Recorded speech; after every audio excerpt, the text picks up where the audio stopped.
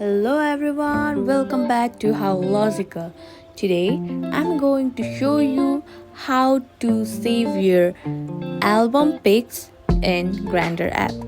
First of all, make sure you have already created your Grindr account. All you have to do is open your Grindr app. Now you can see the home screen. Go to your profile and go to My Albums. Now you can see your album collection. Click on it and enlarge it.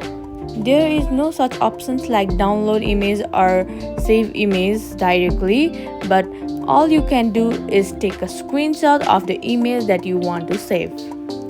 This is how you save the album pics in your mobile in Grindr app. Thank you for watching.